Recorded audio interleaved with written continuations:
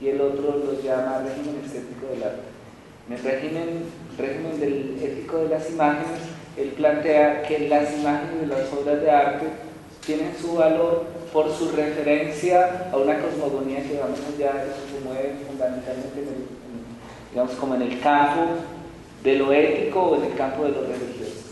En el caso de la representación, plantea que la obra de arte, digamos, está sujeta a una suerte de racionalidad, que es a la que yo hago referencia. Lo dice de muchas maneras, porque si algo ha estudiado Rancière es la crítica del régimen de la representación.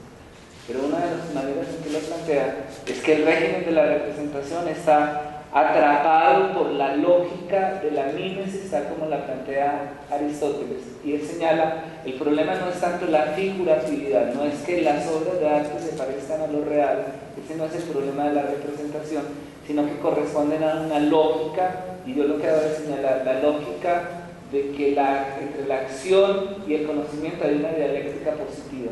Es decir, que el héroe de la tragedia, llámese Edipo, tiene que pasar por el reconocimiento de la muerte de su padre, el reconocimiento del amancebamiento con su mujer, con su madre, para acceder al conocimiento. Entonces hay una lógica en la cual la acción nos lleva al conocimiento. Esa es una primera. La segunda es la lógica de los acontecimientos. Es decir, que entre los acontecimientos se establece una relación que es causal. A produce B, que produce C, que llega a un cierto resultado. El tercero es la lógica entre lo visible y lo visible. Es decir, el poder de una palabra que puede designar todo lo que es. Lo que él plantea que se estaría dando en el régimen estético es la impugnación de esos tres principios. Entonces, él va a plantear, no es verdad, es un poco, si él hablara en unos términos más éticos o en una posición más ética, lo diría de la manera que yo voy a decir. No es verdad que entre el conocimiento y la acción hay una dialéctica predeterminada. A veces sufrimos muchísimo y no aprendemos nada, ¿sí? A veces el movimiento aparece no como un resultado final, sino que está inmerso en el proceso mismo de la acción. Es lo que llama el pathos del saber. Y en ese momento va a citar esa Nietzsche y va a plantear que es posible que, digamos, habitemos el dolor sin que eso se transforme en conocimiento epistemológico, discursivo distinto. Por otro lado, va a citar a Schopenhauer y va a plantear que existe también un cierto nihilismo de la acción, que no es verdad que toda acción nos lleve a un mejor estar, que hay un futuro, hay un telos a donde nos orientamos. Probablemente estamos en el mundo habitándolo en un discurrir que no transita a ningún otro lugar. Y en el problema de la palabra es importante en relación con su estudio previo de la literatura de la novela del siglo XIX. Y él plantea, hay algo que el régimen de representación no le permite a la palabra, y el algo es que eso hable, es decir, lo que no puede estar asignado a una potencia racional, clara, subjetiva, identificada. Y él lo nombra, en el régimen estético lo nombra como que un tercer elemento habla, como aparece, digamos, el misterio que aparece en la obra de Maeterlinck, o como aparece en Ibsen, la invasión de las culpas del pasado, la imposibilidad de construir acción y sentido de la acción en el presente, y él identifica eso como una transgresión del régimen de representación, o dicho de otra manera, el abandono del régimen de representación y la asunción de lo que llama el régimen estético. Pero hay un aspecto en ese tránsito que a mí me parece importante decirlo, que tiene que ver con que el régimen estético del arte estaría dando más que unas nuevas técnicas o unas nuevas fórmulas de la representación, la posibilidad de que la obra de arte sea fundamentalmente la producción de una experiencia inédita. Eso es un aspecto pues, que ya no puedo, digamos, profundizar acá, pero que los invito a que lo indaguen en Rancière. Lo que llama régimen estético del arte es, de alguna manera, la producción de una nueva experiencia, una experiencia, digamos, que es inesperada, que es inaudita, que no está. Entonces, el problema de la obra de arte ya es menos manejar una técnica para construir un cierto efecto receptivo, sino, de alguna manera, el encuentro con materiales y lo que el gesto del artista, digamos, en ese encuentro aparece. Y en esa consideración del régimen estético, en esa última formulación, parece como muy pertinente para comprender gran parte de los desarrollos del arte contemporáneo del siglo XX y del siglo XXI.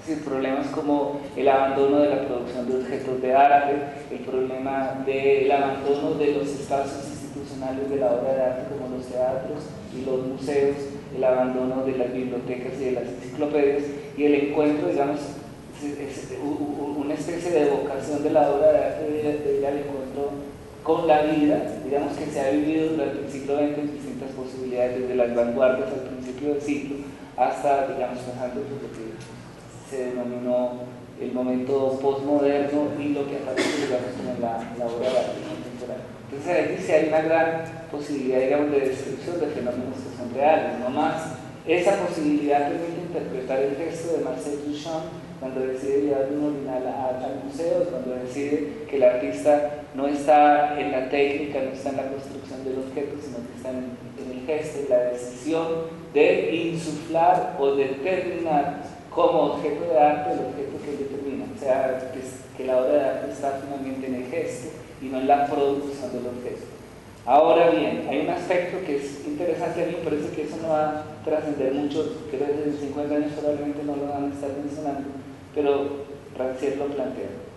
Plantea, cuando discute el problema del lenguaje, como planteamiento que hacen los formalistas, que el lenguaje, o lo que él cita Jacobson, diciendo que la función poética en el lenguaje literario está hipertrofiada, digamos, que está enfatizada respecto de las otras funciones. Él dice, no es verdad, no es posible verificar, por un lado, los procedimientos que poetizan a la lengua, que son fundamentalmente problemas fónicos y problemas de tropos, aparecen continuamente en la comunicación cotidiana, es decir, todo el tiempo nosotros hablamos con metáforas, con comparaciones, con hiperbatónicos, es decir, con todo. Dice, no hay una estructura de la lengua distinta en unos y otros. Lo que aparece, dice, entonces no hay una diferencia del lenguaje que pueda ser exhibida como criterio de distinción entre la obra de arte y la otra, o sea, lo que funda la literatura. En cambio, dice, sí hay un régimen de democratización de la palabra y la novela lo constituye por excelencia. En esa democratización de la novela significa que la novela se da a cualquier lector. Ese es un aspecto importante en Rancière. Él dice, la novela está construida con una palabra muda, que cita irónicamente a Jean-Paul Sartre, pero dice, es una palabra que circula como las piedras, ¿no? O sea, que va por todas partes. Y está citando a Platón, que se lamenta de la falta de vida de la escritura, de la palabra escrita respecto de la palabra dicha, viva o dialogada.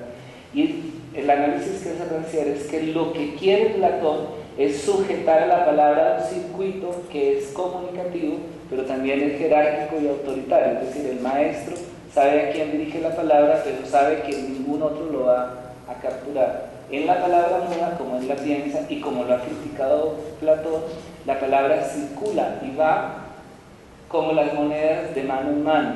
Y esa condición, esa errancia de la palabra, es lo que caracteriza para él la novela en el régimen estético. Por eso habla de una condición de democratización. Bueno, tenemos tiempo quizás para una pregunta más. Sí.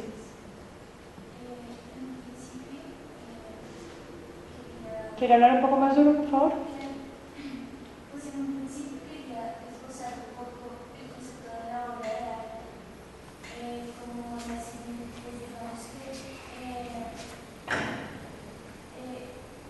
como singularmente la tratan, pues tal como la sensibilización del espíritu. En ese sentido, pues tal vez